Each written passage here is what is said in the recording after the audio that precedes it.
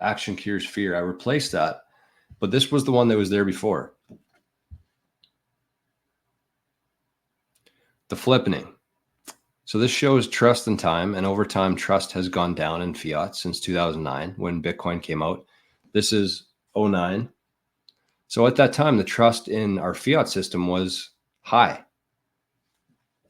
Everybody trusted it until the banks collapsed, and nothing really happened from it. People got fired, but nobody went to jail. They got a bunch of bonuses. They went off to their own islands, and people are like, what the fuck?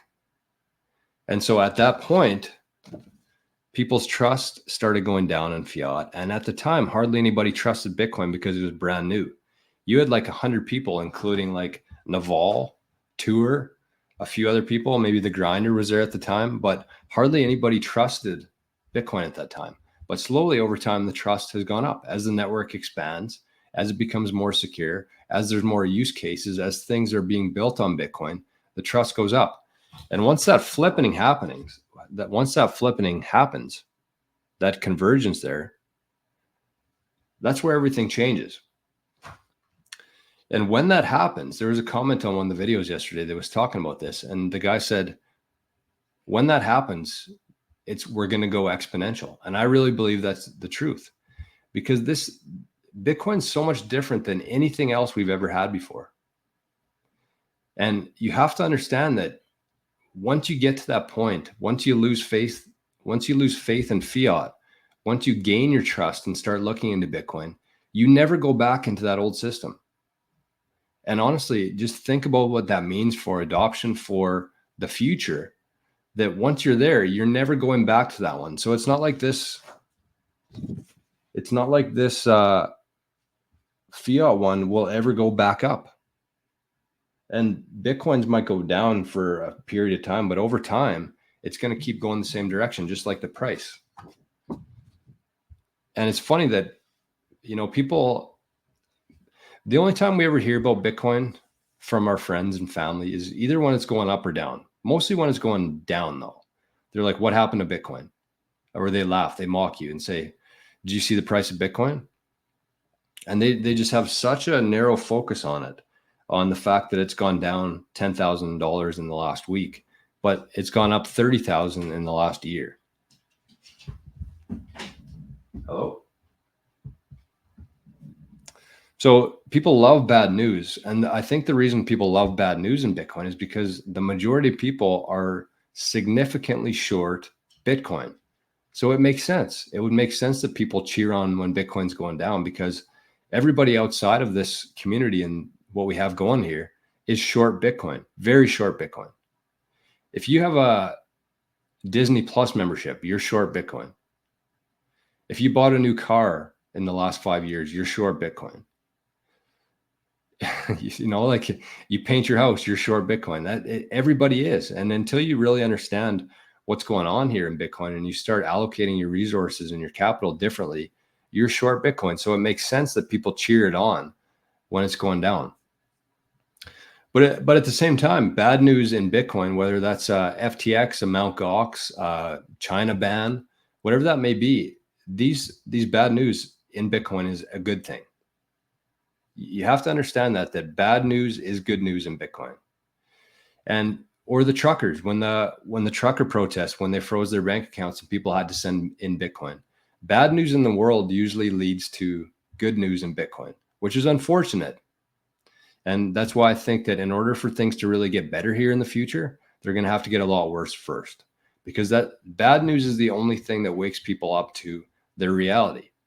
And so until you experience something like the trucker protest, where it woke up a shitload of Canadians, for sure, and you can see the amount of Canadians who are Bitcoiners now because of that bad news, because of a bad event like the trucker protest. And so we're going to have to live through all these bad events where people say, okay, well, my trust is gone in fiat, in the system, in government, and then they're going to have to keep an open mind and start exploring Bitcoin. But that doesn't happen until we have some sort of bad news or bad event, which is unfortunate. But then from there, you have to understand that once that happens, and once people feel it and experience and live through such event, they're never going back to that system. And so, yes, the demand for Bitcoin is going to go up forever as more and more people lose trust in the fiat system, as more and more people open their mind up to this new Bitcoin thing, what could be here. That's when demand increases. And so we know one thing to be true, which is that the supply of Bitcoin is going to go down forever. It's built into the code. It's not going to change. And people think that, well, it could. It's not going to. So we know that that one part is fixed. That's not going to change. It's going to keep going down forever. And as more and more people lose faith in the fiat system, as these bad events happen within the world, they're going to be opened up to Bitcoin. Their mind's going to be open to an alternative to that system that just completely derailed their life. And it's unfortunate that that's what has to happen, but that's what we're living through here. And that's a country by country basis. Bitcoin's a global asset with global demand.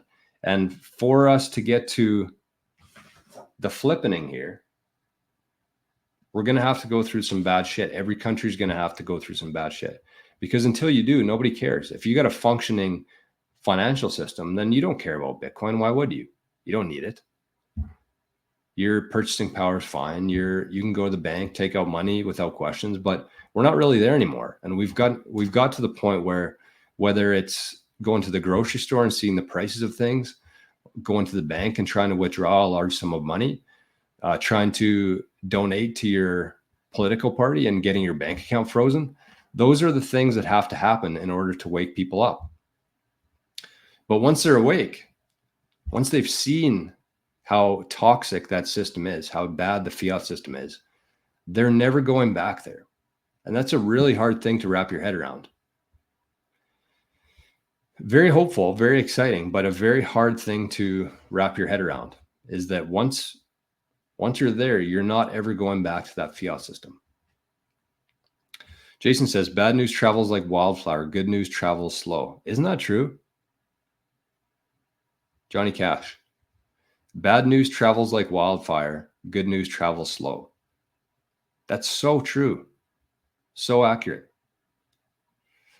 And so it's crazy. Well, once people are there, they're not going back. And the beautiful thing about that is that we're going to be able to enjoy the rewards from that, for being here this early, invested in not even invested, storing our energy in this asset called Bitcoin. There's a fixed amount of it. And think about the people, as more and more people wake up in any of those ways I just discussed. As they wake up, they're going to need some Bitcoin. As Jeff Booth was talking about, as we move further into this new system, into this new world of AI and robotics, and people lose their job to a robot, they're going to have to get some Bitcoin to hire them and start their own business, or find something else to do to add value to the world and stay intact. But that's the other thing too, is like, once you exit the fiat system and exit your 9-to-5 job, how many people that have left their 9-to-5 job through the years, started their own business, and then gone back to the workforce? I can't think of any. And so apply that to the fiat and to jobs and to everything that we're living through right now, is that once you go there, you don't come back. And I know it's easy to just kind of think that in theory, but that's a big shift that we're going to see here over time. Is good news travel slow, and that's kind of what we're going through right now. Grinder says, if you pay for sex, you're short Bitcoin. I agree with that.